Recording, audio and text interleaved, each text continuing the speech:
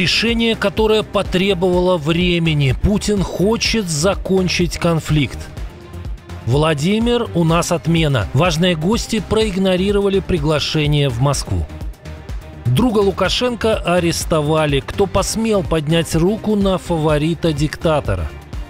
Польша наращивает мускулы. Десятки тысяч добровольцев пройдут обучение стрельбе и управлению дронами. Стоп-машина. Кто нанес удар по крупнейшему производителю танков в России?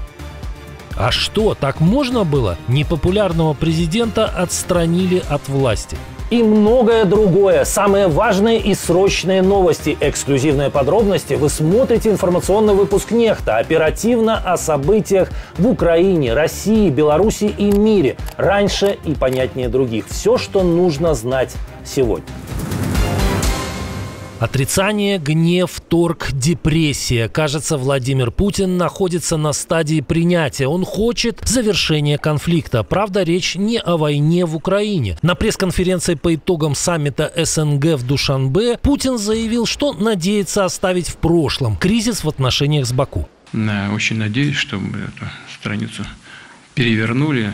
Пойдем дальше и без всяких осложнений будем развивать наши контакты и реализовывать те большие, действительно большие планы, которые есть у обеих стран. Инциденты последних месяцев, по его словам, не были кризисом межгосударственных отношений, а скорее кризисом эмоций. Речь о катастрофе лайнера азербайджанских авиалиний, который попал под удар российской ПВО над Грозным в декабре прошлого года. Тогда погибло 38 человек. Эта трагедия стала лишь началом череды напряженных событий. Летом в Екатеринбурге были задержаны более 10 представителей азербайджанской диаспоры. Двое из них, братья Сафаровы, скончались после общения с российскими силовиками. Их тела вернули Азербайджану с признаками жестоких пыток и надругательств. Это было только начало преследований в отношении представителей диаспоры по всей России. В ответ Баку арестовал 8 россиян по обвинениям в наркотрафике и киберпреступлениях, а также задержал директора корреспондентского офиса пропагандистского агентства «Спутник». Ильхам Алиев при этом пожелал Украине не сдаваться, а также назвал оккупацией нахождение Азербайджана в составе СССР. Позже были российские удары по энергетическим объектам Азербайджана на территории Украины. А Алиев, по данным неофициальных источников, во время разговора с Зеленским допустил снятие эмбарго на поставки оружия Киеву. Путин впервые публично извинился за катастрофу Азал только спустя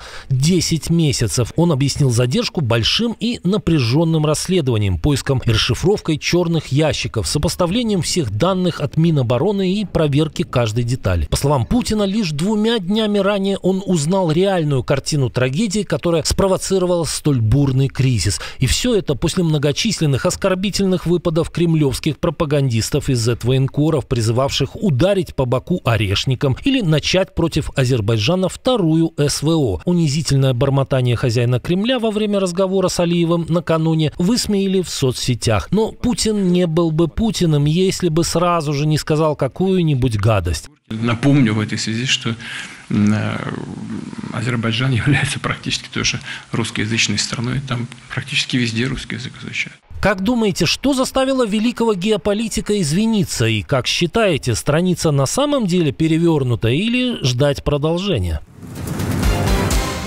Очередной внешнеполитический провал Кремля. Первый в истории российско-арабский саммит, который Владимир Путин анонсировал еще в мае, оказался сорван. Инициатор хотел показать миру и лично Дональду Трампу: Россия все еще имеет влияние в арабском мире, но амбициозный план рухнул. Ключевые представители Лиги арабских государств отказались ехать в Москву. Саммит, намеченный на 15 октября, должен был стать одним из самых громких внешнеполитических событий года. Но, как пишет Bloomberg, из 22 приглашенных лидеров визиты подтвердили лишь несколько человек. Новый президент Сирии Ахмед аш-Шараа и глава Арабской лиги Ахмед Абуль-Гейт. А вот настоящие тяжеловесы региона — кронпринц Саудовской Аравии, президент Объединенных Арабских Эмиратов и президент Египта — не ответили. Кремль вынужден был объявить об отмене саммита. В официальной версии из-за урегулирования ситуации в Газе по плану Трампа.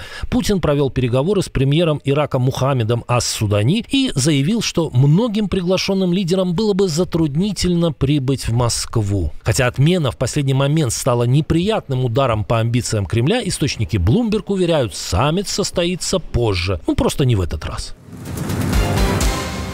Польша готовится к масштабному перезапуску военной подготовки граждан. Уже в ноябре стартует пилотная программа всеобщей воинской подготовки. До конца года Министерство обороны планирует обучить несколько тысяч добровольцев, а в следующем уже 30 тысяч. Каждый участник сможет сам выбирать длительность курса от 1 до 30 дней, а также место и направление – гражданская оборона или освоение конкретной военной специальности. Программа включает стрельбу, основы военной медицины и работу с беспилотниками, навыки, которые могут пригодиться не только на учениях. После завершения курса добровольцы дадут военную присягу и станут резервистами. На данный момент польская армия насчитывает более 200 тысяч человек, но власти планируют увеличить численность до 300.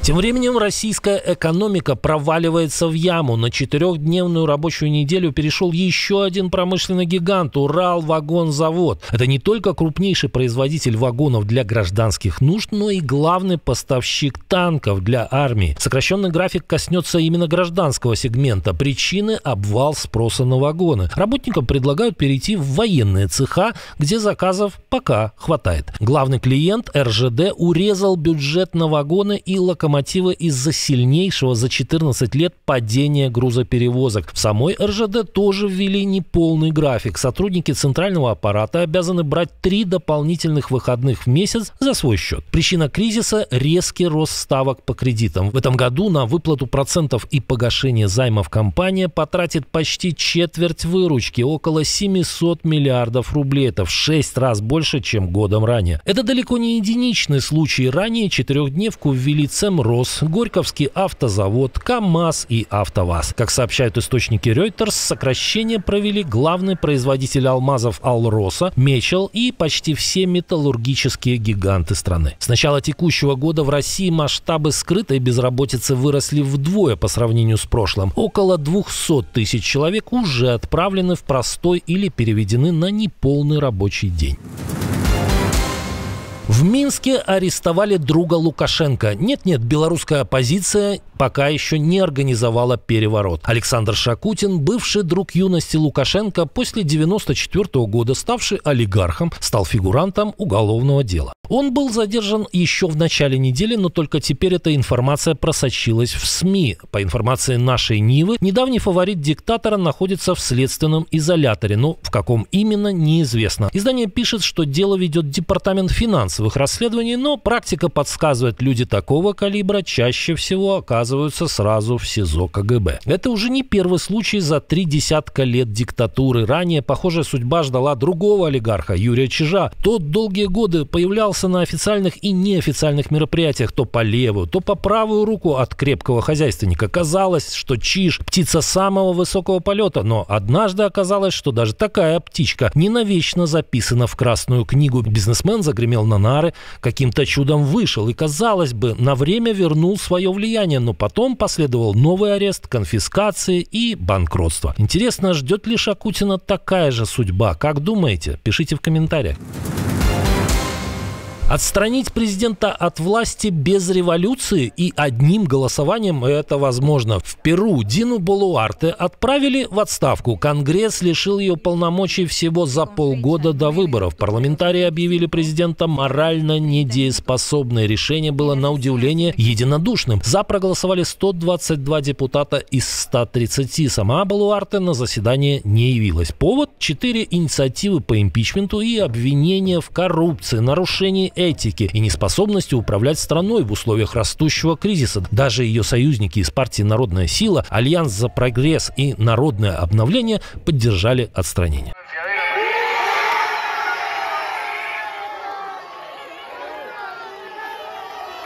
По данным опросов, в сентябре доверие Болуарте высказывали всего 2,5% респондентов. На посту президента ее заменил председатель Конгресса 38-летний Хосе Хери, который уже принес присягу и заявил, что передаст власть победителю апрельских выборов. Правда, может быть проблема не только в Болуарте. Политик стала третьим президентом Перу, которому объявлен импичмент всего за 5 лет. Ее путь к власти был тернист. В декабре 2022 года она заняла пост после отстранения Педро Кастильо, а с начала своего президентства столкнулась с множественными протестами.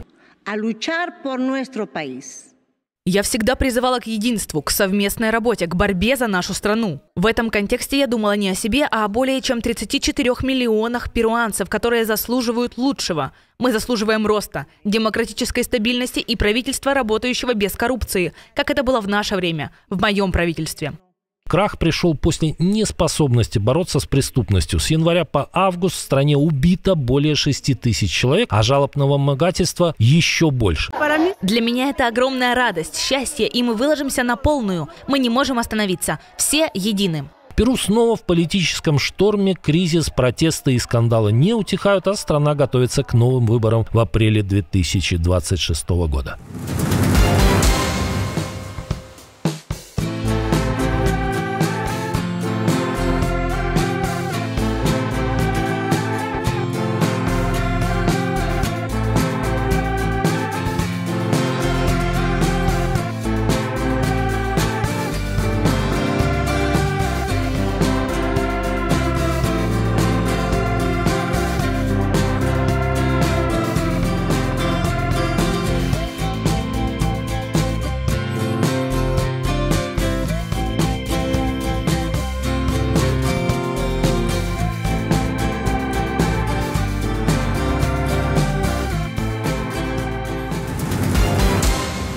Отдельное спасибо, что смотрите, досматриваете до конца, и спасибо за доверие. Жду ваших развернутых комментариев, лайков и репостов. Это важно, чтобы нас становилось больше.